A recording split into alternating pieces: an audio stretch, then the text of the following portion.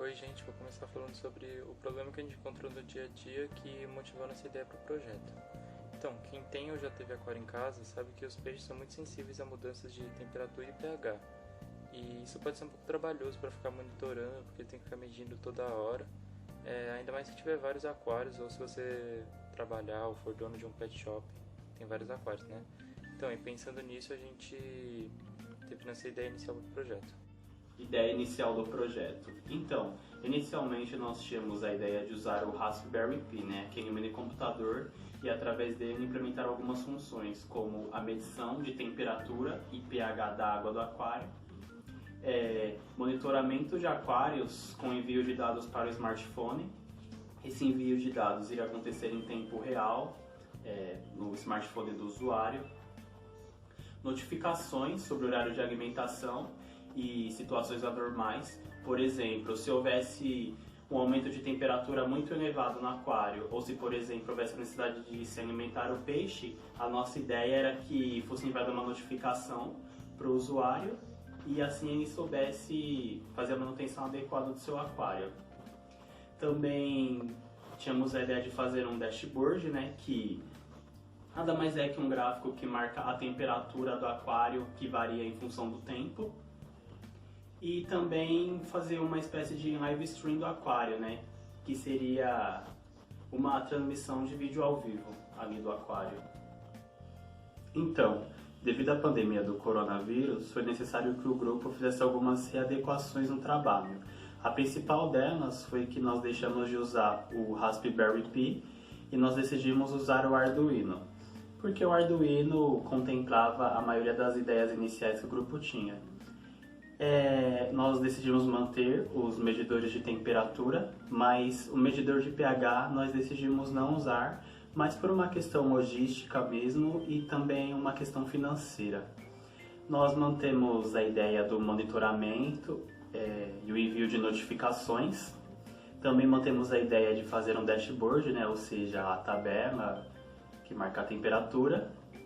E na questão da live stream, do aquário, nós também decidimos deixar de lado, mas por uma questão de viabilidade mesmo, por conta da pandemia, que atrapalharia um pouco. Agora eu vou falar um pouco sobre o público-alvo do nosso trabalho, quem realmente consumiria o nosso produto, que seriam as pessoas que têm aquário em casa e principalmente os donos de pet shop, que eles teriam que comprar vários exemplares para monitorar cada aquário. Então, depois de ter pensado no problema do cotidiano, na ideia do projeto e no público-alvo, a gente montou essa tabela que ajuda a gente a ver os pontos positivos e negativos do trabalho, tanto para o consumidor quanto para quem está oferecendo o serviço. Isso ajuda a gente a ver se o produto é realmente viável ou não. No lado direito, na parte do consumidor, a gente colocou ali os ganhos para ele seriam a melhoria da vida do animal, lembretes para ajudar ele a lembrar das tarefas, e a praticidade do uso. Quanto às tarefas que ele teria que realizar, seria a manutenção do aquário e dos peixes, e lembrar das tarefas, E quanto aos problemas, seria que basicamente não seria totalmente automatizado, ou seja, ele teria que ainda trocar a água, por exemplo, se a temperatura estivesse alta, não ia abaixar sozinha, ele teria que ir fazer esse trabalho manualmente. No lado esquerdo da tabela, o lado do criador, os ganhos seriam uma grande abrangência, a capacidade de aplicações e o mercado amplo. Quanto aos produtos e serviços que a gente teria que oferecer, seriam o envio de notificações e a análise de temperatura. Já nos facilitadores, seria o fato de a gente não ter que fazer um aplicativo e a facilidade de uso. O nosso projeto busca fornecer ao usuário 3 requisitos funcionais principais: fornecer um gráfico, medir a temperatura da água e notificar anormalidades ou informações. Dentre os requisitos não funcionais, temos a resistência do produto à água, a precisão do dashboard e analisar falsos positivos e falsos negativos. Tendo como base tais requisitos, conseguimos então fornecer um produto e um serviço de qualidade. O componente físico do whey-peixe captura com seus sensores a temperatura da água e o seu pH.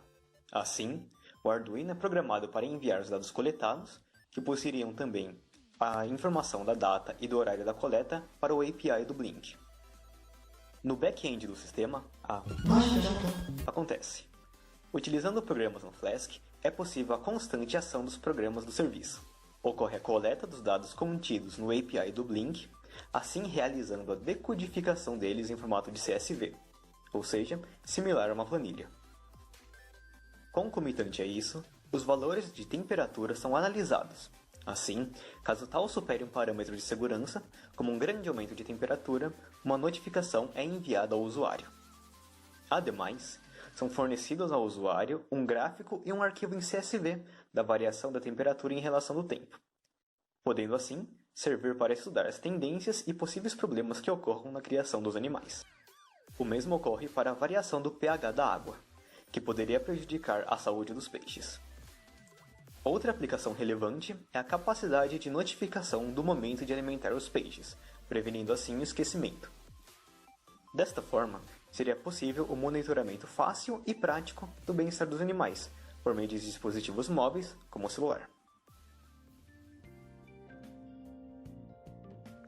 Devido ao desdobramento da pandemia do coronavírus no mundo, tivemos que repensar e adaptar a toda a implementação do nosso projeto de uma maneira que ainda assim preservasse sua essência. Esse foi um desafio para o grupo como um todo. Bom, primeiro a gente teve que achar um bom substituto para o Raspberry, e para isso a gente pesquisou bastante para verificar quais eram as outras possibilidades que o mercado nos ofertava. Depois de alguma discussão, a saída que encontramos foi a utilização do Arduino Uno.